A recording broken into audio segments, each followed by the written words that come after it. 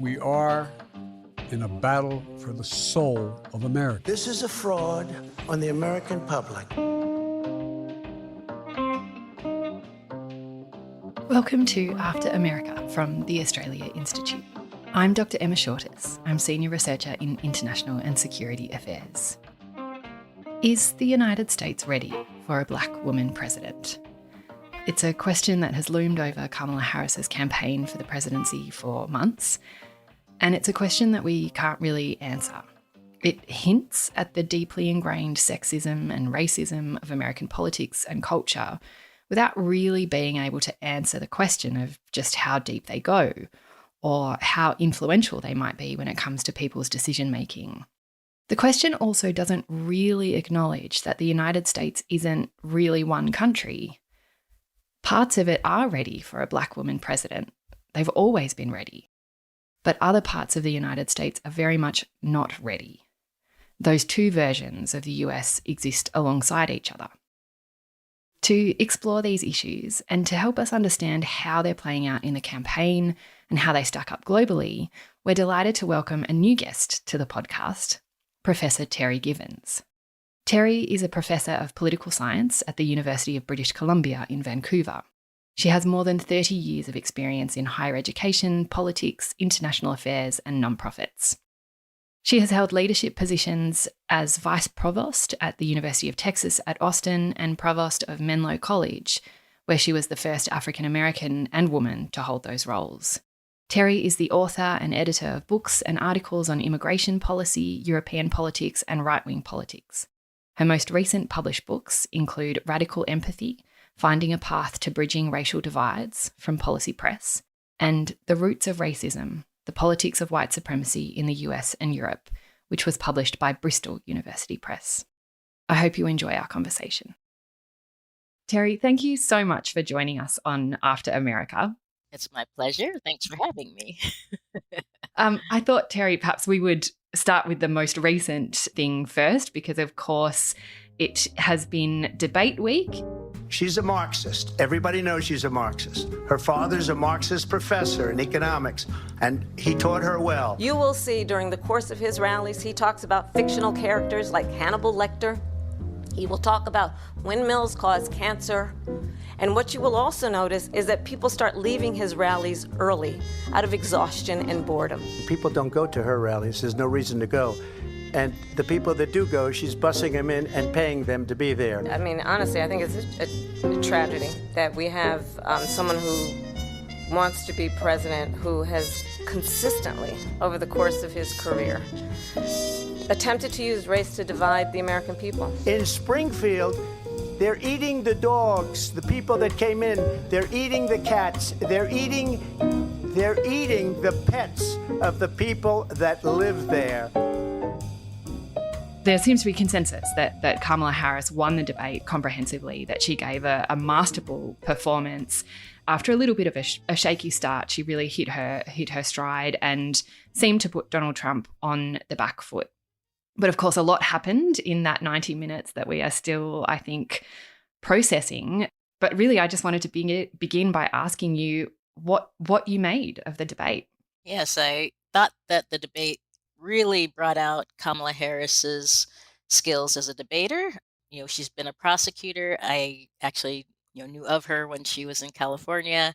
And I think there was a certain element of her being introduced to the broader American public. Even though she's been the vice president, she hasn't had a very prominent role because unfortunately the media doesn't pay attention to the vice president, even though she's doing a lot of things. The thing to remember is that she wasn't the nominee and wasn't going to be the nominee until after the June debate, and President Biden decided to step down or not accept the nomination and said that he wanted Kamala Harris to take his place.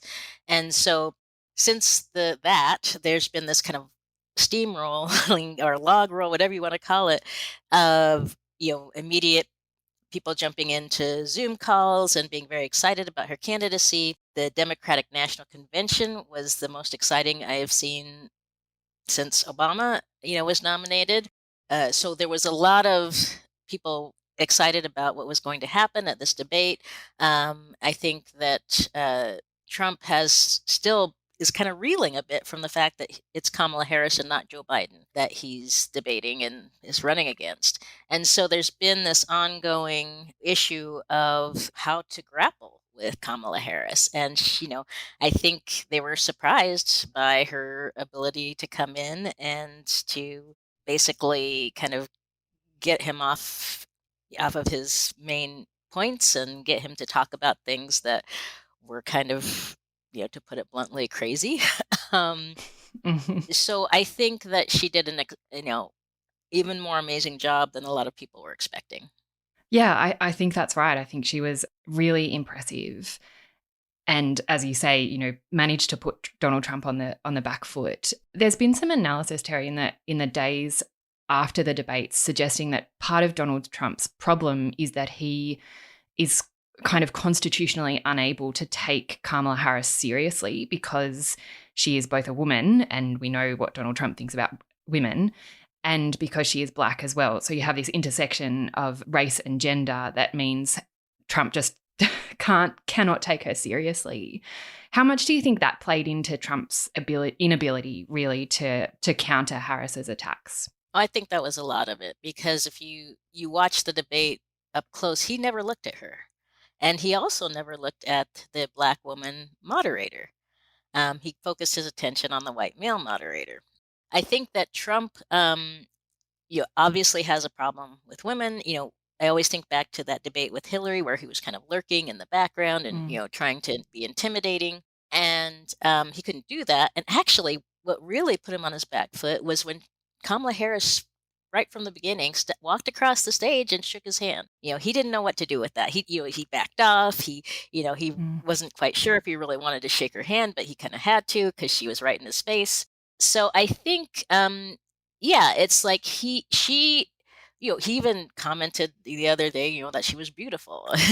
And so I think that all of those things combined really just made it difficult for him to figure out, because his expectation, it's a woman, she'll be weak, even though he did face off with Hillary Clinton, who's another strong woman.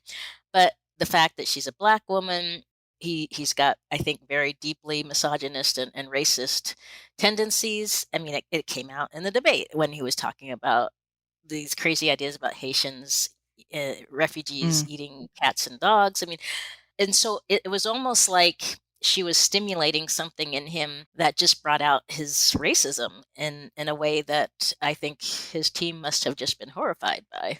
Yeah, I mean, some of his team, perhaps, I think a lot of his team, share that constitution, I suppose, if that's the right way to describe it.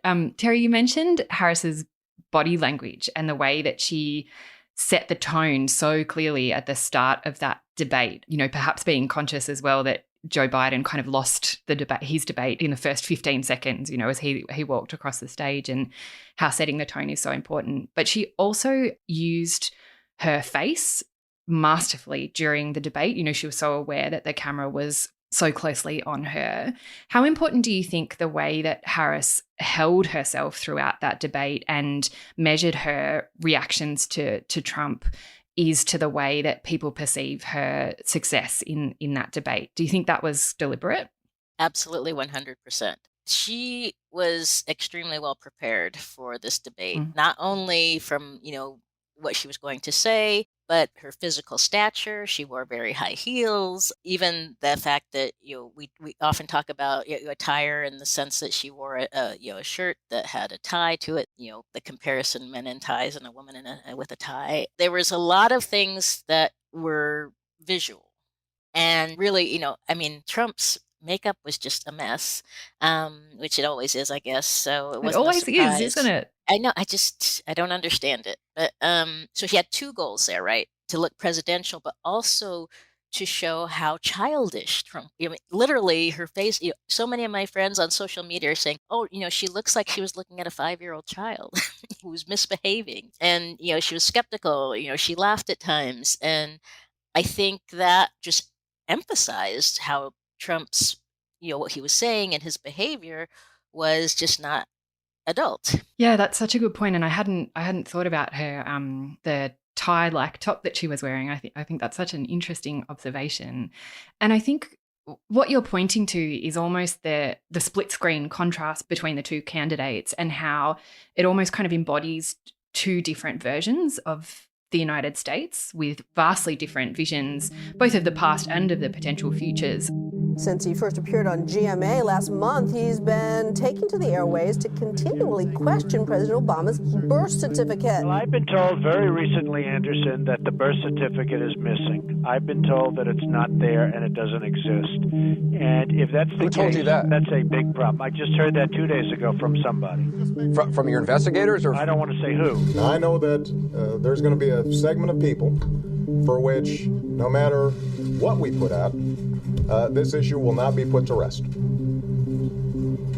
But I'm speaking to the vast majority of the American people, as well as to the press. Today, I'm very proud of myself because I've accomplished something that nobody else has been able to accomplish. We got better stuff to do. I've got better stuff to do. We got big problems to solve, and I'm confident we can solve them. I don't know. I mean, all I can say is I read where she was not black, that she put out, and I'll say that. And then I read that she was black. Here's the thing. If you claim to stand for unity, you need to do more than just use the word. You recently wrote an article about this exact topic for The Conversation, the question of whether, the United States is ready or will elect its first black woman president. And that question of firsts is something that you've experienced as well, being the first African-American woman to hold senior leadership roles in universities, for example. So I wonder what you make of the question of whether the United States is ready for its first black woman president, and whether is it even possible to answer that question? Well, I think the answer is that part of America is ready and part isn't. And, we're going to find out on election day if that, if it's the majority. I mean, I expect actually the majority of the U.S. is ready for a black woman president. I think she will get, a majority of the vote. Whether she will win the Electoral College is another story. But to focus more on this issue of is the U.S. ready for a black woman president? I mean, Hillary Clinton won the popular vote. That's important to keep in mind. She lost the election by a few thousands of votes in certain swing states. And Joe Biden only won by a certain amount of votes in swing states. The bigger question is, will we see, because Trump was a reaction to Obama, right? So Obama, he was in office for 8 years and something happened. I think, I can't figure out exactly, but something happened. It's like the psychology of our party system snapped, but really right from the beginning, because you had Senator Mitch McConnell saying he wanted Obama to be a one-term president. You had basically the what was normally a situation where we'd get we did get a little bit of bipartisanship, but really just recalcitrance on the part of the GOP, and then this just explosion of racism and misogyny and anti-immigrant sentiment that was embodied in Donald Trump. But the interesting thing to point out is that this is not just in the U.S. It's a global phenomenon. So the whole issue of Kamala Harris being Black and South Asian is within this broader context. Although we're seeing pushback, right? So the UK has elected a Labour government. And in France, you had the left coming together saying, no, we're not going to let Le Pen, win the most votes. And so their electoral system allowed them to do that. I've written about that as well. But the issue of having a Black woman president is something that I think it's like we're in this very strange historical period where we're seeing advances like having Obama as president, but then we have Trump as president, and then Biden is kind of this person who's coming in to make clean up the mess of Trump, and Kamala Harris represents hope for the future. And so we're going to have to see, is America going to choose hope, or are we going to have enough kind of people who are just want to see the U.S. become closed off. It's very almost traumatizing to think about the idea of what will happen in a second Trump term, given what we've seen at the level of the states. So for those who don't know, in the United States, the abortion issue has become a big problem because with the overturning of Roe versus Wade, we're seeing states having abortion laws that are just basically draconian. They're requiring women who are even just having health issues to leave their state to go and get just basic health care for pregnancy and, issues if they have a miscarriage, they can't get treatment for after that. And so during the Democratic National Convention, they had several couples and women talk about their experiences. But the important thing to keep in mind is that, we're seeing the results of what would happen in, at the state level if Trump were to come back as president. You're going to see probably a nationwide abortion ban.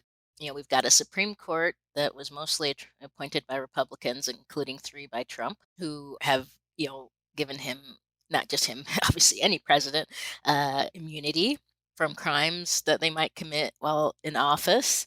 And I keep waiting for Joe Biden to take advantage of that, but he hasn't yet. So, the bigger concern is that Kamala Harris keeps saying, I was just watching one of her rallies this afternoon. It's like, we don't want to go backwards. And so we have a pretty good idea of what Trump would do at the national level because we can see what's happening at the state level. Yeah, I think that's true. And I think you raise an excellent point, Terri, of course, about reproductive rights and the role of women in electoral politics in particular, because, women and reproductive rights as a mobilization issue were crucial in the 2022 midterms. And that was something that I think was underestimated perhaps by polling and even political analysis. And it's something that President Biden has pointed to when he says, don't underestimate the electoral power of women.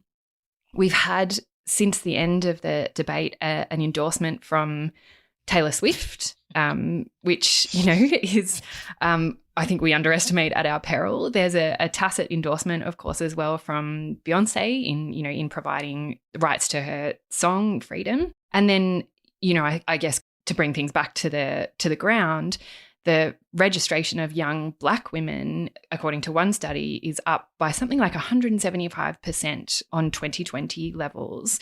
So how critical do you think this kind of mobilization will be for the election? And do we focus too much on the kind of white middle class swinging male voter in a state like Wisconsin or Pennsylvania? I think the most important thing to remember is since 2016, we're now 8 years later, and we have a whole new generation of voters, right? Mm-hmm. And those voters have been watching what's been happening with, things like reproductive rights, climate change, school shootings. And so it's not just women, right? Women are going to vote for Kamala Harris, probably, white women were, that's still questionable because in the past we've seen white women vote for Republicans over 50%, but Black women 98%. Probably this election 100%. But I think the youth vote is just as important. The important thing about Kamala Harris is how it energizes the electorate. So the votes are out there. They're hers for the taking. She has to energize those voters, and she has to make sure that they get there on election day. And that's why you see the Republican Party out there trying to suppress the vote. They're making it difficult for college students to vote. They're making it difficult for people to early vote. I mean, they're doing everything they can in places like Texas and even, North Carolina, Wisconsin, et cetera. Georgia passed all these weird laws, like you can't give people water when they're standing in line, all these different things. And so there's these efforts to repress the vote or suppress the vote. And you've got all this mobilizing going on, which is frankly why Joe Biden won Georgia. It was a combination of factors. You had the Senate races where you had 2 very interesting candidates in Raphael Warnock and I'm going to forget the other guy's name because it's been a while since I've thought about him. But was it John Ossoff? Yes. So you had, but they were, they were really interesting new, young, senators, Yeah. people running for Senate, and that mobilized the black vote, as well as, kind of the more progressive left in Georgia. It does exist. So, that's why, of course, they've imposed all these rules and restrictions on voting. So Harris's challenge is can they get enough turnout to overcome all these voter suppression efforts? Because, she's gonna get the vast majority vote in the places like, Washington State and California and New York, et cetera, et cetera. The challenges: Pennsylvania, Wisconsin, Michigan, Arizona, Nevada, and turnout is everything, as we know. And that's why especially now, I ignore the polls, because you're right. I mean, I think in 2022, they misread the polls because they weren't polling a lot of young people usually don't vote. So when they're weighting their polls, they're not weighting them in a way that gets at that young vote. And it doesn't usually reach into minority communities very well. I mean, people haven't even been talking about the South Asian community and the fact that, they're probably going to vote for her in greater numbers. People haven't talked about the immigrant community in general, those who have gained citizenship or first generation who are going to vote for her. So I think the polls are there's no way the polls are going to get it right. They didn't in 2022 or 2020, frankly, and they were really off in 2022 because they were expecting the Republicans to gain seats in Congress, and they actually lost. And so overall, especially in the last 20 years in the US, it's been a turnout game. And, the reality is that most people aren't paying attention until right before the election. So, it's incumbent on the campaigns to really figure out, how do we get to people besides the massive numbers of TV ads and social media. And, it's the door to door that's how Obama won. He really had a great ground campaign. Yeah, he absolutely did. And I think, had the substance behind that ground campaign as well, that again is kind of, you mentioned the problems with polling, because it is really difficult to anticipate turnout and also to account for the importance of that energy that you mentioned.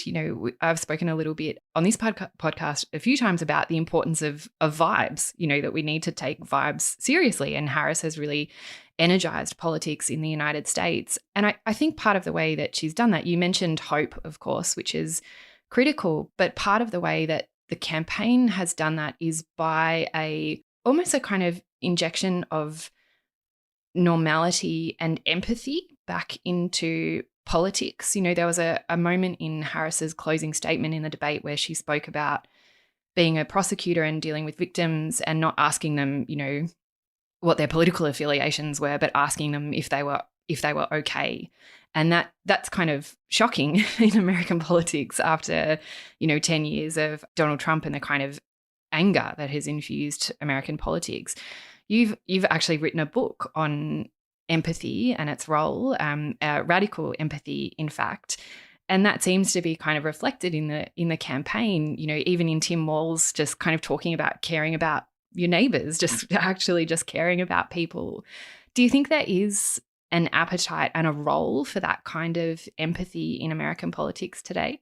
I would say there's a hunger for it. And not only in people who are currently supporting Kamala Harris. I think, when you think of people kind of in the middle or even kind of not, maybe might vote for Trump, but not sure, they want to know somebody cares. I wrote my book, Radical Empathy, because what I was seeing is that people want, to know that people care, but also people need to understand things like the role of vulnerability. And I feel like, especially Tim Walz, just is such a fantastic example of radical empathy, because he's not afraid to say, yeah, I made a mistake. That's one of the most refreshing things I've seen in politics in a very long time.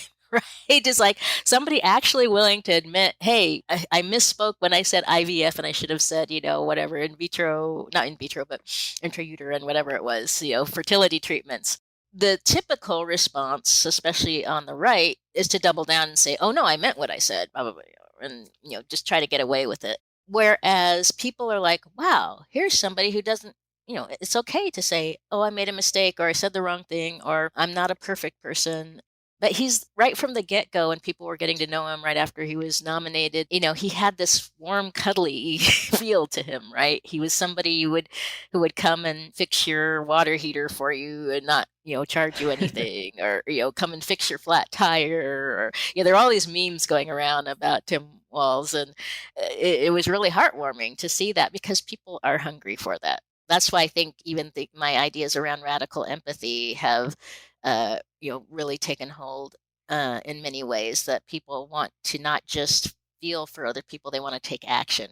And so, I think what we're seeing in the rallying around Kamala Harris is kind of a radical empathy. It's like, oh, yes, and I'm hoping that I'm very worried with Trump making his crazy statements about Haitians in Springfield. There have been bomb threats in Springfield at a school and other places, and I'm hoping people will step forward, and some people are, certainly, and saying, hey, these are our neighbors, these are very valuable people, we don't want them treated badly. And so the problem is, part of the right, and I'm not saying all of the right, but part of the right thrives on this, not just saying these things, but the violence. They want the violence. It's the strangest thing, because they want to say, oh, we're for security, we can protect you, and yet they're inciting violence. When the gunman went after people in El Paso, it was somebody who had been incited. January 6th is the perfect example of incitement to violence by the right. And there's always these. It's like the projection happens all the time, where the left is so violent, and they're going to take your kids and make them change gender. It's like, of course we're not doing that. And I say we because I am a lefty to a certain extent, like more middle of the road. But but even attacking college professors, saying we're indoctrinating students, it's like, no, we're not. I mean, I can't possibly be more even-handed in the classroom, but I am going to tell the truth. And the problem is, even in response to the debate, what we're seeing right now is this desire, not only of in some ways inciting violence, but also trying to get away with not telling the truth. And so that's a huge problem as well. It is, and I think we're seeing the culmination of all of those factors at once in this campaign, where all of these issues are colliding, and particularly the hope and the resentment, perhaps, if that's the right word, colliding. So we will continue, like you, of course, to watch with great interest, sometimes fear, sometimes hope, sometimes awe. Thank you so much, Terri, for your time, for joining us from all the way across the other side of the world. We appreciate it so much, and we hope that we might even... Yes, greetings from the other part of the Commonwealth. That's right. And we hope as well that we'll encounter you in Australia soon, because I know you're planning a visit. So until then, thank you so much, Terri Givens, for your time. And thank you. I look forward to hopefully maybe even seeing you in Australia soon. Thank you so much for joining us on After America. This episode was recorded on Friday the 13th of September, and a bunch of possibly unlucky stuff will have happened since then. If you enjoyed today's episode, we'd be really grateful if you subscribed on your podcast platform of choice. You can reach out to us with feedback and episode ideas via our email address, podcasts@australiainstitute.org.au, or you can find us on Twitter @the Oz Institute. That's with an AUS. Our music is from Blue Dot Sessions. We'll be back next Tuesday. I'm Emma Shortis. Thanks for listening.